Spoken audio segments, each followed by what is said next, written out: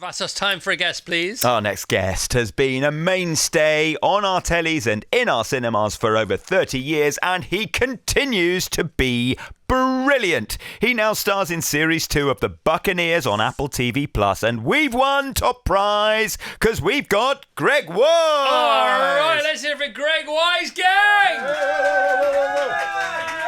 I've never been introduced with a haiku before. That's nice, isn't it? Isn't that lovely? You like it? Yes. I'm gonna get my wife to do that. Just come a bit closer to that microphone, Greg. So it says here, and Vassos just said there, that you appear in season 2 of The Buccaneers, but not in the first 2 episodes that Tilly and I watched yesterday, because you pop in episode 3. There's going to be a tsunami of new watchers coming next Wednesday. Right, next Wednesday. Obviously, yeah. Okay, so here's me watching episode 1 and 2, but all great, by the way, all great. The Americans coming to get the British aristocracy, but you're in episode 3, which I haven't seen. Neither have I. Right. So first of all, what's going on in the Buccaneers? Because it is crazy, it is great, it's very funky. There's very contemporary music with like 100-odd-year-old scenes and landed gentry and this, that, and the other. Well, I was gloriously bemused by it because probably when you were at school, right, I was in the original season of the Buccaneers 32 years ago. Oh my! Playing the young lovely with a rather refined moustache. Yeah, well, there are some fine moustaches in this. There's some fine moustaches in this one. So it's just glorious. 32 years later, having been the young love story, I was asked, do I want to be the mature love story? Nice. Now.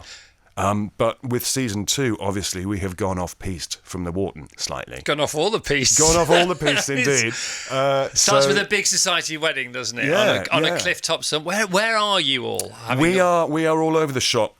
Again, very, very cleverly from Apple, they said, look, all of us over the last 20, 30 years have seen all the lovely English country houses. Yes.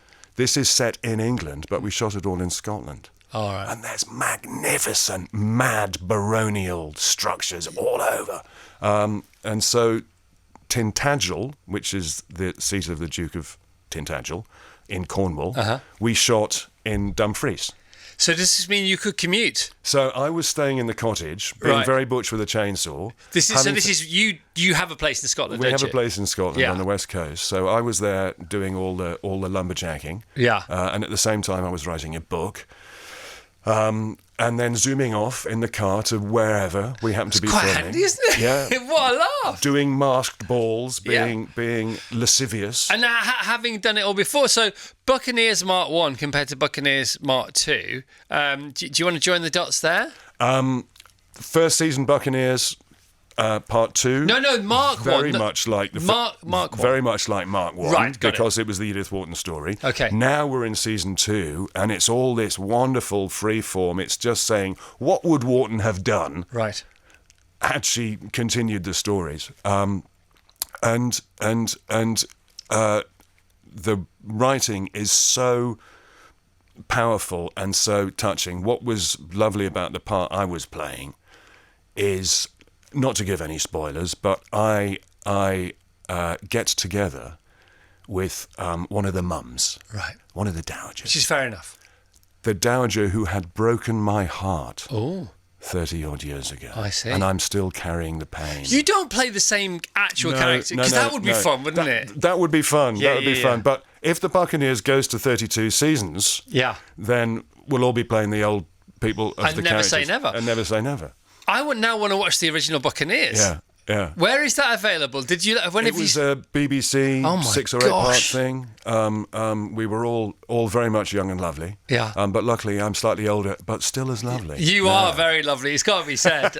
You are extremely easy on the eye, Greg, and you're not getting any worse, mate. Let me tell you. So if you haven't seen the Buccaneers this time around or at all, then think Downton meets Bridgetton meets, I don't know, what else? What else would you throw into the mix? I would say it's kind of where Bit of Hamilton going on as well. It's where we are now. Yeah. Where we're, because look, the whole point of anything, of Austen, of George Eliot, of Dickens, they're writing stories that resonate It doesn't matter when they're set. They're still stories of love and loss and hope and despair and passion and anger and all of these things.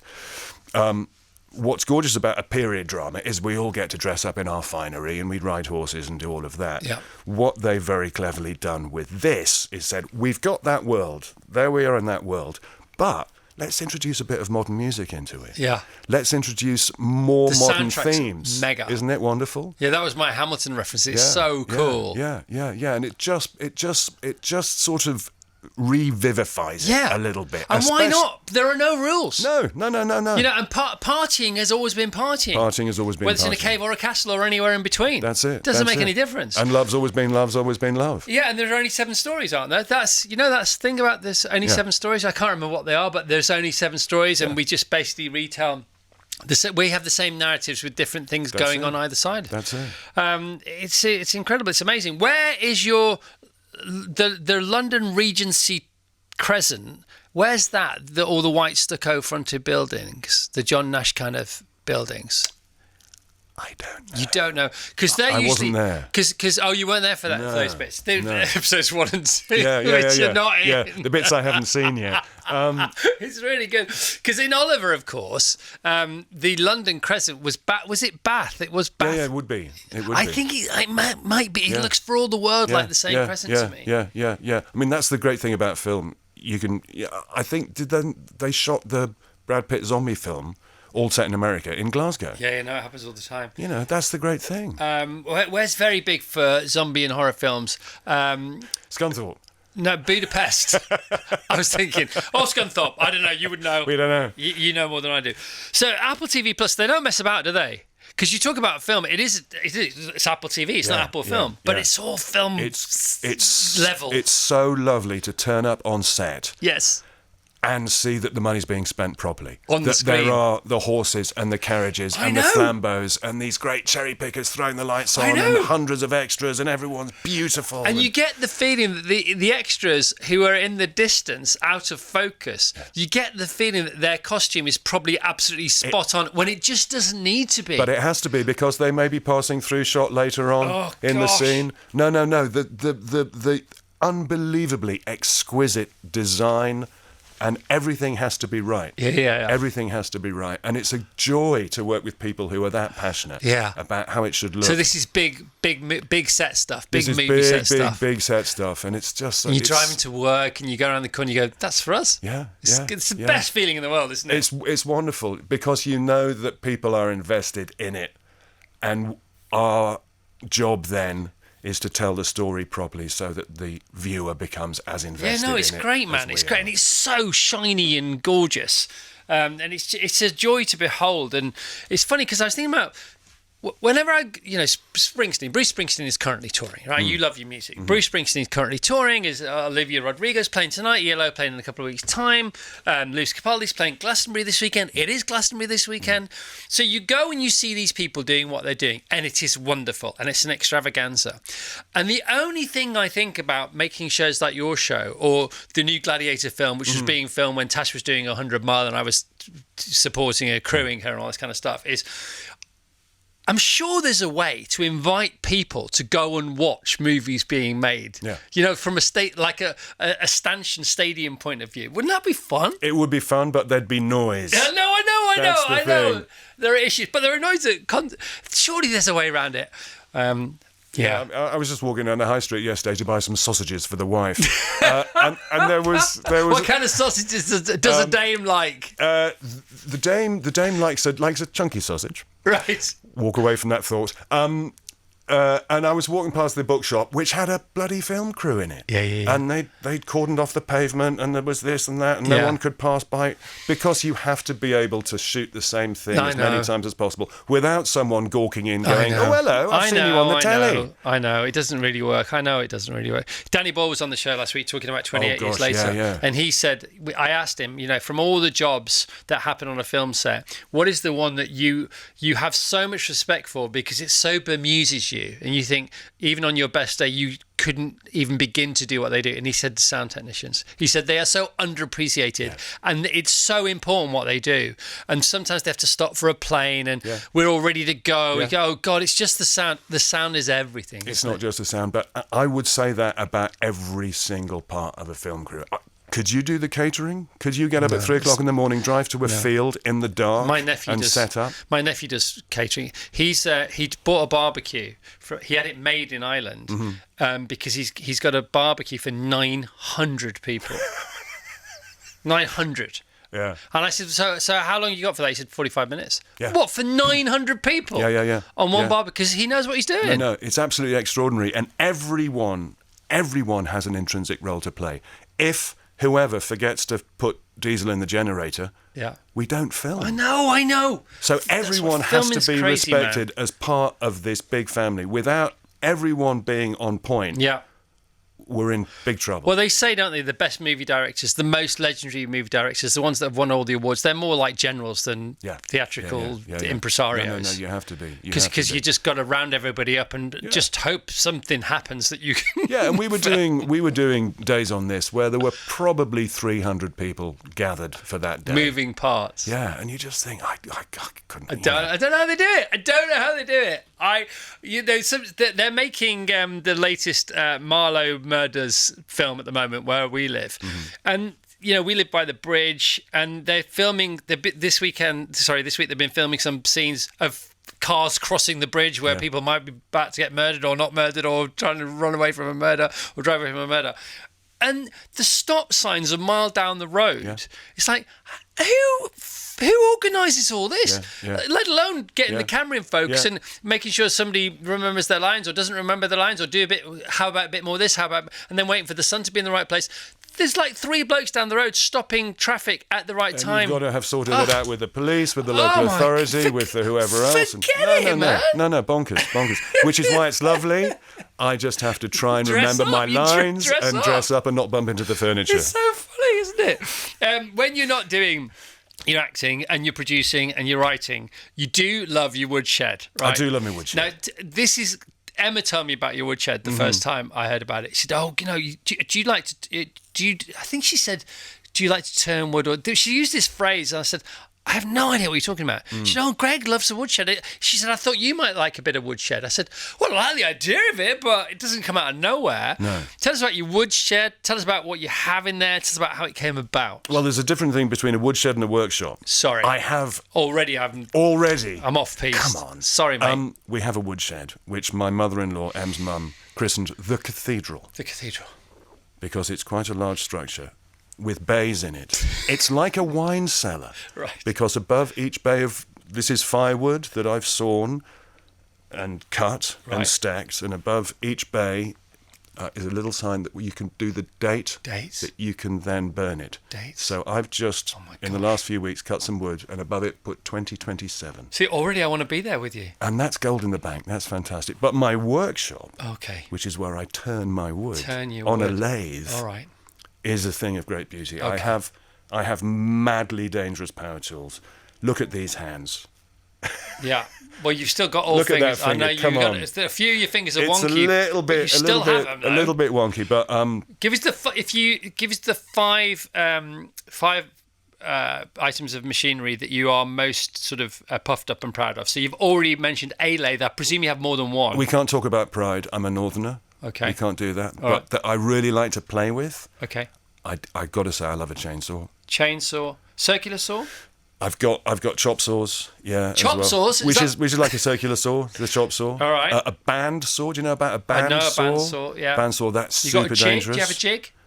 Well, a band saw's kind of a jig. Yeah, I knew that. Really, you knew that. I tell you what, and one of the things that surprised me about Emma during lockdown, when we were up there for quite a few months and able to do a lot of work, I realised after. We've been together already 25 years then, but I never knew that she was a fan of heavy machinery. Right. So I have something called a portable capstan winch. I bet you do. Which is about the size of a vacuum cleaner. And you strap it to a tree, and it can pull logs of up to half a ton. This tiny little It's so thing. intense. Look at these eyes glistening. It's But unbelievable. what was lovely, what was fantastic, was that M just fell in love with this thing and Yeah. became known as the winch wench. Right. She called herself the winch The winch wench. So she would be doing all the winching. Uh-huh. She also loves a strimmer. Right. So she'll go along and She'll strim have a the- go at that. Strim Where around does the this place. come from? Your love and your ability to do this. From just trying and failing and then reading the All instructions. right. Okay. So that's where the ability comes from. Where did the love come from? The love comes from, I was brought up in the countryside in Northumberland. We're in the countryside on the west coast of Scotland. I absolutely physically require to be in nature. Right. I'm not a being of rooms and of cities. You've I've got the to be- forearms for it. There's no I've doubt got the about forearms. I've got the forearms Yeah, for your it. forearms are bigger than my calves, mate. What's beautiful is that Em and I both want the same thing. We just love kind of running feral. Right. So you got a workshop Workshop, and woodshed. a woodshed. Yeah. Right. What else do I need to know? Anything else? Quad bikes. Quad as bike, well. yeah, no, yeah, They're quad lovely. bikes, yeah. They're lovely. One of the things I would like to get, but I'm not allowed any more kit, is to get a portable mill. A portable mill. So you So can you go into the forest. You can go into the forest and you can start to mill. Imagine. You can start to mill planks from trees in the woodland. Have you ever created your own planks and then laid them in a house? I have yet to create my own planks, but Yeah. You're gonna. Okay, that's still to come. That's one of my It's all very desires. exciting. Yeah. The wood that you're stacking to burn and you're dating like wine.